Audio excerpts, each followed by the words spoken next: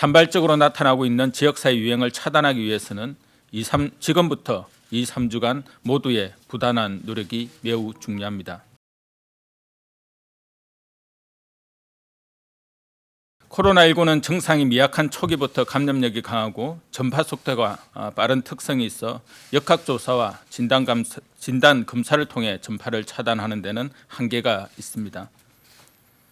특히 환기가 안 되는 밀폐된 장소에서 다수 사람들이 밀집하여 장시간 노래, 구호, 대화나 식사 등을 하는 경우 감염 확산이 급증하는 사례들이 계속 관찰되고 있습니다. 정부와 지자체는 코로나19 확산을 방지하기 위해 종교시설, 사업장 등 다수의 사람들이 밀폐된 장소에서 모이는 일을 삼가 주실 것을 지속적으로 강조하고 있습니다. 대구, 경북의 확산세를 꺾는 데는 의료진과 방역당국의 노력뿐 아니라 지역 주민들의 성숙한 시민의식과 사회적 거리두기가 있었기에 가능하였습니다. 이를 교훈 삼아 국민들께서도 계속 경각심을 가져주실 것을 당부드리고 국민 개개인이 1차적인 방역 주체임을 이해하고 행동해 주시기를 바랍니다.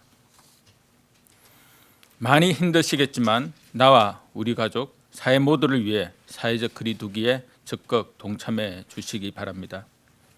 산발적으로 나타나고 있는 지역사회 유행을 차단하기 위해서는 지금부터 2, 3주간 모두의 부단한 노력이 매우 중요합니다. 현재까지 아동 청소년이 코로나19 감염으로 인해 사망하거나 중증 환자가 된 사례는 없습니다.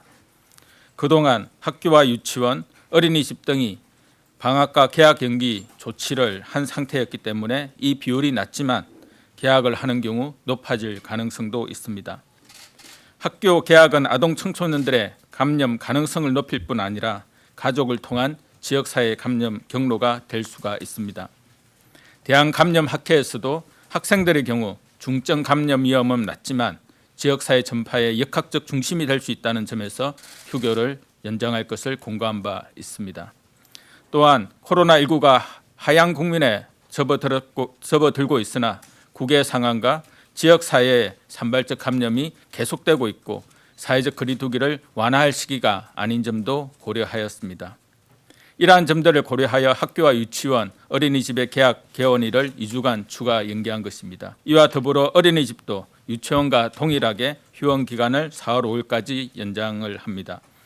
휴원 기간 동안 긴급한 돌봄 수요가 있는 경우에는 어린이집의 긴급 보육을 이용할 수 있고 휴원 기간 동안 가정 돌봄이 필요한 경우 가족 돌봄 휴가 제도와 아이 돌봄 지원 사업 등을 적극 활용해 주실 것을 당부드립니다. 지역사회 감염 확산을 차단하기 위해 지역아동센터, 노인복지관 등 사회복지 이용시설도 4월 5일까지 휴관 연장을 권고합니다. 현재 사회복지 이용시설은 99.3%가 휴관을 실시하고 있으나 가족 내 돌봄이 어려운 경우에는 긴급 돌봄을 제공하고 식사가 어려운 분들에게는 도시락을 배달하는 등 휴관 장기화로 인한 돌봄 공백이 발생하지 않도록 노력하겠습니다. 이와 함께 저소득층의 생활 안정을 위해 긴급복지 지원 요건을 완화하고 기초생활수급자와 차상위 계층에게 4개월간 한시적으로 40만 원에서 52만 원까지 지원하는 한시 생활지원 사업도 시행할 계획입니다. 코로나19 관련 감염병 대응 역량을 강화하고 민생경제 지원을 위한 추가 경정 예산이 어제 국회를 통과하였습니다. 코로나19 제1선에서 헌신하고 계시는 의료인과 의료기관을 지원하고 방역과 치료 체계를 확충하는 예산이 대부분으로 신속히 집행되도록 하겠습니다. 음압병실 120개 확충 예산 300억 원, 음압구급차 등 지원 예산 301억 원, 권역 감염병 전문병원 확충 예산 45억 원, 국립대병원 의료장비 지원 예산 375억 원 등이 추경으로 확보되어 감염병 치료체계, 인프라를 한층 두텁게 구축하는 데 활용될 예정입니다. 의료 현장에서 코로나19와 싸우고 계시는 의료인분들의 활동 수당 등을 지원하기 위해 181억 원을 편성하였고 보건의료 연구 인프라 구축 등 미래 대비를 위한 예산도 148억 원이 편성되었습니다. 예비비와 추경을 통해 약 7천억 원 규모의 손실보상 재원을 마련하였습니다.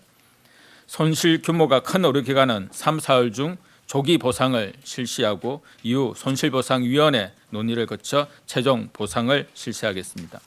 코로나19 확산으로 증가하는 소상공인 자금 수요에 대응하기 위하여 소상공인 정책 자금을 대폭 확대하였습니다. 소상공인 경영 안전 자금을 2조 7,200억 원으로 늘리고 지역신용보증재단 특례 보증 규모를 3조 5,700억 원으로 확대하였습니다. 특히 소상공인 자금 지원 중 1조 1,000억 원을 대구, 경북 지원용으로 별도 배정하였습니다. 이와 함께 증가된 정책 자금이 현장에서 원활하게 집행될 수 있도록 현장 인력을 보강하고 온라인 발급 시스템 도입, 절차 간소화, 위탁 보정 확대 등 신속 심사를 위해 제도 개선도 추진하였습니다. 확진자 방문으로 피해를 받은 소상공인 사업장이 하루빨리 정상화될 수 있도록 재개장을 지원하고 코로나19가 안정화된 이후에 소상공인의 매출을 올릴 수 있도록 대한민국 동행세일을 개최하는 등 내수 활성화 대책도 준비하겠습니다. 사회복지관 이용시설에 대해서도 어린이집과 마찬가지로 휴관을 연장을 하는데요. 휴관을 연장을 할 때 그 서비스가 기존에 이용하던 서비스가 유지되도록 기본적으로는 휴관을 하더라도 그 이용자가 희망을 하는 경우에는 어린이집과 똑같이 긴급 돌봄을 유지하도록 되어 있습니다. 두 종사자는 근무를 하게 되어 있고요. 이용을 하지 않다 하더라도 이제 고용부에서 하고 있는 가족 돌봄 휴가 단축 근무제 이걸 통해서 가족 돌봄을 좀 적극적으로 이제 활용해 주십사 이렇게 권고를 하고 있습니다. 아울러서 시설별로는 굉장히 다양한 특성의 서비스들이 제공을 되고 있는데 예컨대 지역아동센터에 대해서는 긴급 돌봄 외에도 급식 제공이나 안부 확인, 돌봄 공백이 있는지 이런 거를 이제 전화 확인을 하도록 하고 있고요. 노인에 대해서는 뭐 경로당 노인복지관 등에 대해서 그동안에 하고 있던 무료 급식이나 독거노인에 대해서 돌봄 서비스 유지 이런 것이 이제 주로 이제 비접촉 서비스, 비대면 서비스를 통해서 이어지도록 이런 식으로 시설별 특색 있는 거는 계속해서 유지하도록 최소한의 서비스가 유지되도록 같이 지자체에 내리고 계속 모니터링을 하고 있습니다. 권역별 감염병 전문 병원에 대해서는 당초에 정부안이 2개 기존에 있는 거 1개하고 플러스 2개에서 2개 안이 추경안으로 올라갔었고요. 상임위에서 이제 2개가 더 추가돼서 4개 안으로 이제 제시됐던 겁니다. 그리고 최종 확정적으로 2개만 됐는데요. 그 이유는 원래 권역별 감염병 전문 병원에 이제 추진을 하려면 예비 타당성 조사를 해야 되는데 앞에 3개까지는 타당성 조사가 이루어졌고 나머지 2개는 아직 이루어지지 않았기 때문에 이제 최종 3개 기존 거 1개 포함해서 최종 3개가 결정된 것입니다.